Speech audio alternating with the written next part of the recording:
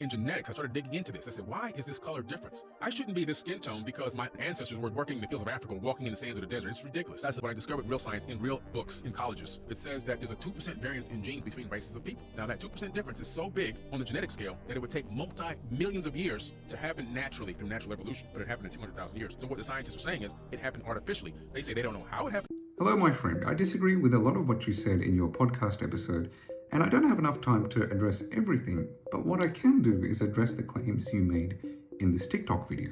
To begin, you stated that it sounds preposterous that humans develop different skin tones to survive in different environments. And to that, I would say that it's not as far-fetched as you're making it sound.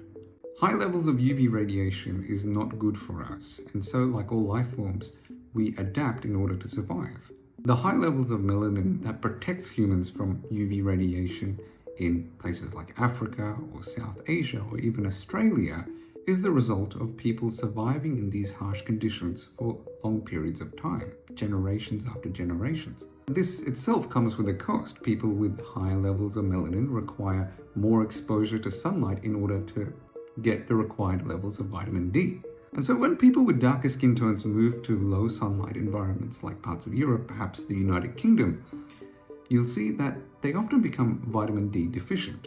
You might also be considering that there are certain indigenous groups that live in low sunlight or cold environments but have retained dark skin. Often these groups have an alternative source of vitamin D, and so they're still able to survive while retaining darker skin tones. And so I would say that there is quite a clear connection between a person's skin tone and the environment they are native to.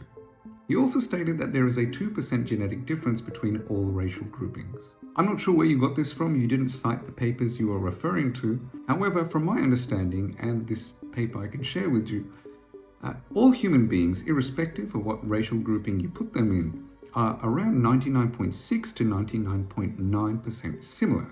It's also important to note that two individuals within the same racial grouping can be genetically further away from each other than two individuals who are part of different races. This is because the lines between races are quite blurred, and our idea of what race an individual belongs to is heavily reliant on their physical appearance and not their genetics. Now, if anyone watching this would like to learn more about where they come from, what their ancestral origins are, and what lands their ancestors may have lived in, I actually offer this service on Patreon, and I can help you explore.